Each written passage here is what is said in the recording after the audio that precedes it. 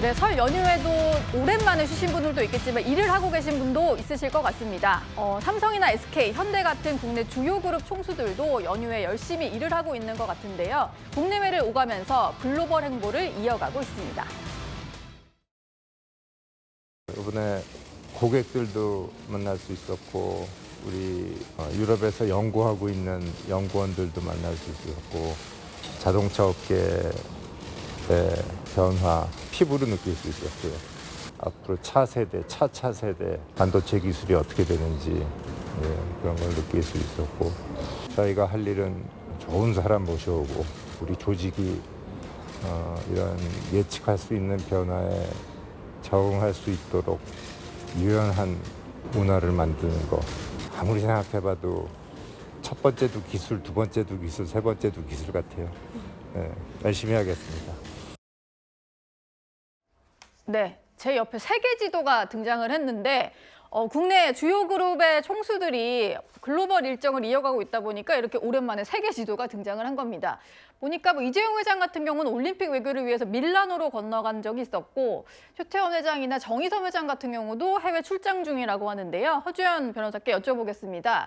설 연휴에도 쉴 수는 없겠죠, 그룹 총수들 같은 경우는요. 사실 이렇게 긴 명절 연휴는 재계 총수들에게는 해외 사업장을 찾아보거나 외국에서의 어떤 사업과 관련한 일정들을 소화하기 굉장히 적긴 시기입니다.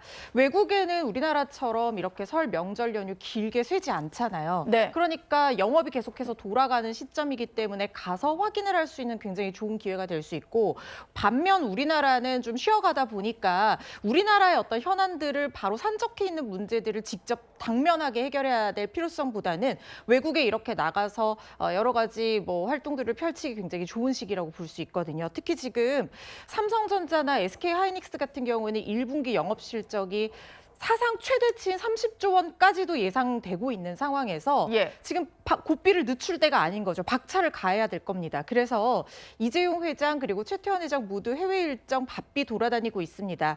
이달 초에 국내 주요 그룹 간담회 직후에 이재용 회장 밀라노로 날아갔습니다. 동계올림픽 관련해서 IOC에서 주최한 갈라 디너에 참석해서 벤스 부통령이라든가 이탈리아 대통령 그리고 각계 기업들 코카콜라 사장 이런 정 재계의 주요 인사들과 글로벌 네트워크 쌓는 데 집중을 했고요.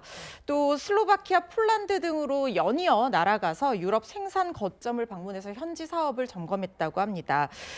최태원 회장 같은 경우에도 크게 다르지 않습니다. 우리가 뉴스탑10에서 많이 전해드렸는데 미국에서 지금 AI 관련해서 젠슨 황과 미팅을 했었잖아요. 딸까지 대동해서 치맥 회동했죠. 그렇습니다. 그 회동도 일정을 소화를 한 데다가 여러 가지 AI 관련해서 그룹을 계속해서 이 호조를 이어가기 위해서 굉장히 노력하고 있는 그런 행보를 보이고 있습니다. 다만 정의선 현대차 회장은 명절 기간 동안 별도의 해외 일정 없이 국내에 머무르면서 휴식도 취하고 경영 구상을 할 거다라는 예측이 나오고 있는데 근데 이게 그럴 수밖에 없는 것이 지금 현대차 그룹 같은 경우에는 휴머노이드 로봇 아틀라스 생산 라인 투입과 관련해서 노사 간의 갈등 문제가 불거진 상태거든요. 그러니까 지금 아마 당면한 국내의 과제가 있다라고 보고 있는 것 같습니다. 그래서 해외 일정을 소화하기보다는 국내에 머물면서 이런 노사 간 이슈를 해결하기 위한 방안을 집중 점검하고 있다는 생각이 듭니다. 이재용 회장은 밀라노로 건너가서 올림픽 외교를 좀 진행을 한 적이 있었는데요. 삼성과 올림픽이 본격적으로 인연을 맺은 것은 1997년 이건희 선대회장이 국제올림픽위원회죠. IOC와 올림픽 파트너 후원 계약을 체결하면서부터입니다. 벌써 30여 년 전에 벌어진 일인데 이건희 선대회장이 내린 이 결단은 삼성의 가치를 십수배 키웠다는 평가를 받고 있습니다.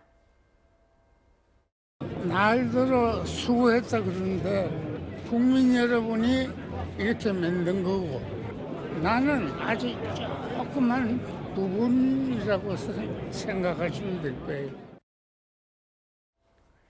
네, 이번에도 올림픽 중계를 보다 보면은 삼성 로고가 뚜렷하게 적힌 것들을 많이 볼 수가 있는데요. 최수영 평론가님, 이게 삼성의 가치를 17배 정도 키운 결단이었다 이런 평가들이 있더라고요. 저거는 이건희 회장의 정말 해안의 결과라고 해도 정말 과언이 아닙니다. 그러니까 저렇게 우리가 이제 삼성이 IOC 공식 후원사가 된 게 97년이라는 말씀하셨죠.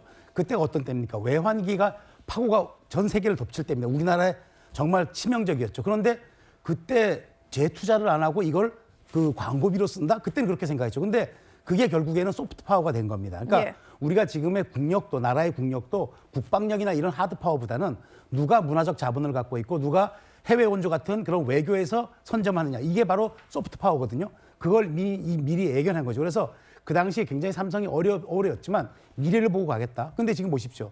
세계 최상위 15개사 후원계 가운데 유일한 한국 기업인데 이미 자산 가치가 지난해 기준 905달러, 129조 원까지 삼성이 올라갔어요. 그러니까 이게 그동안 쌓아왔던 그 20년간의 세월이 실제로 삼성이 돈만 내는 것이 아니라 삼성 브랜드라는 것이 세계 최고의 문화 밸류까지 올라감으로써 실제로 삼성하면 많은 사람들이 가지고 싶은 자부심이 들게끔 하는 그 원천을 마련한 거죠. 예. IOC, 특히나 이제 올림픽이라는 그 창구를 통해서 거기에 자사의 브랜드를 론칭시키고 고착시켰다. 그런 해안과 선견지명을 가진 정말 그 이건희 전 회장은 지도자라고 해도 과언이 아닐 정도로 찬사받아 마땅하다고 생각합니다. 예. 그리고 파리 올림픽 때 삼성 휴대전화로 금메달, 동메달, 은메달 딴 선수들이 셀피 찍는 거 보면서 삼성폰이 많이 국제적으로도 더 알려지게 된 계기가 됐는데 이번 올림픽도 역시 마찬가지입니다.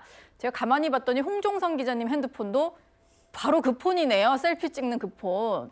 네, 맞습니다. 이제 빅토리 셀피라고 하죠. 사실 2024년 올림픽 때 그 선수들한테 전체 삼성전자에 이 접히는 휴대전화를 줬어요. 예. 그랬을 때 사실 이걸 원하지 않는 거라면 선수들이 받아서 이거 뭐야 하고 그냥 옆에 두겠죠. 아니면 집에 가져가서 누구 선물 줄까 이럴 수도 있는데 원했던 건데 사기 힘든데 손에 들어오니까 바로 쓰면서 이 금, 은, 동 이제 메달 받는 선수들이 저렇게 단상에서 아니면 뭐 경기 현장에서 경기 끝나고 나서 상대 선수와 함께 이렇게 셀피 사진을 찍는 이걸로 다 활용을 했고 이걸 또 전 세계에서 온 카메라들이 담아서 그걸 다 전송을 하니까 저절로 홍보가 됐어요. 네. 그걸 이번 동계올림픽에서도 볼 수가 있는데 사실 아까 이제 말씀하신 이제 이건희 선대장이 1997년에 이 IOC랑 협력 파트너사 맺었다고 했잖아요. 예. 생각해 보면 그때가 언제입니까?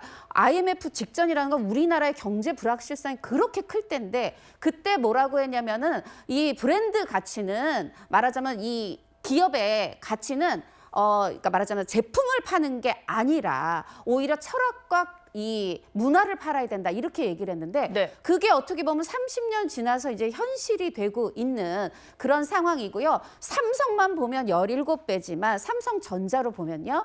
2000년부터 시작해서 지금 2025년 딱 25년 사이에 기업 가치가 24,000배가 커졌습니다. 네. 52억 달러에서 129조가 됐어요. 그런 걸 보면 어려운 시기에 오히려 무슨 브랜드 가치, 철학과 문화를 팔아라 얘기했던 게 뜬금없는 것 같았는데 결국은 그게 현실이 된 오늘입니다. 예.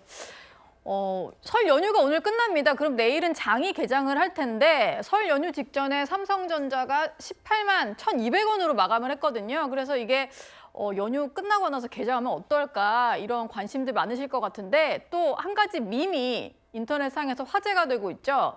고점에 물린 투자자들을 이재용 회장이 구조하러 온다라는 AI 생성 이미지인데요. 김진욱 특보님, 저게 설 연휴에도 계속 화제가 되고 있는 것 같아요. 그렇습니다. 빨리 내 손을 잡고 시간 없어 빨리 올라타. 지금 이런 그 그림이지 않습니까? 저것이 나온 이유가 뭐냐면 얼마 전까지 삼성전자가 10만 전자를 돌파할 수 있을까? 언제쯤이면 돌파할 수 있을까라고 생각했는데 예. 지금 이 설 연휴 직전에 18만 전자가 됐어요. 이제 네. 곧 20만 전자가 될 수 있다라는 기대감들이 나오는 상황이고요.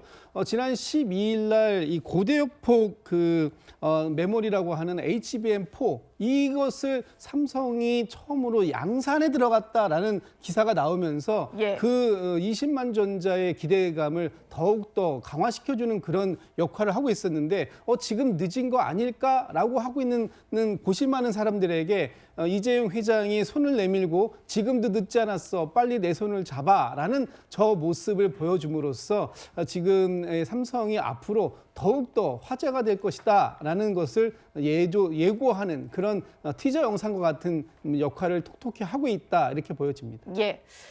삼성과 또 협력을 하고 있는 글로벌 기업이 있죠. 테슬라의 일론 머스크가 한 가지 글을 올리면서 또 화제가 되고 있는데 태극기를 엄청나게 붙이면서 한국 인재를 채용하고 있다. 채용 공고를 올린 겁니다. 최수영 평론가님, 네. 태극기가 16개가 붙어 있다라고 하는데 저 글을 올린 건 어떤 의미로 봐야 될까요? 우리 인재를 찾는다니까 우리가 반도체에서는 세계 사실 최강이잖아요. 그러다 보니까 우리 인재들을 찾아서 테슬라에 이제 영입하겠다는데 저는 사실 우려스러운 게 그런 거예요. 저렇게 이제 그 좋은 조건에 하면은 우리나라 인재들이 많이 빠져나갈 수 있잖아요. 그죠. 자, 그러면 우리 손은 누가 지킵니까? 손은 누가 키웁니까? 저는 이제 그게 걱정이 되는 건데 이런 거예요. 그러니까 실제로 그 나라에 로봇이 있다. 로봇의 숫자가 중요한 게 아니라 로봇을 만들 수 있는 인력의 숫자가 중요한 거잖아요. 예. 지금 그렇다면 우리가 세계 최강의 지금 반도체 국가로서 입지는 굳혀가고 있지만 결국 그것이 이제 인력이 우리의 그 문제를 해결하는 핵심이 키워드라고 생각한다면은 그 좋은 인력들이 저렇게 해외로만 빠져나가지 않게 우리도 좋은 처우를 해줄 뿐만 아니라 실질적으로 그게 계속 리사이클링 될 수 있는 선순환 구조를 만들어줘야 한다. 그래서 우리가 지금 현재는 호황을 누리고 있고 SK, 삼성 다 호황을 누리고 있지만 실제로 도전하는 그 지금 도전자들의 기세가 거센 만큼 앞으로 이런 인력 관리를 우리 CEO들이 얼마큼 해줄 수 있을까? 저는 이게 앞으로 관건이 될 거라고 봅니다. 예, 우리도 인력을 잘 지켜야 될 것 같다. 이런 말씀까지 해주셨습니다.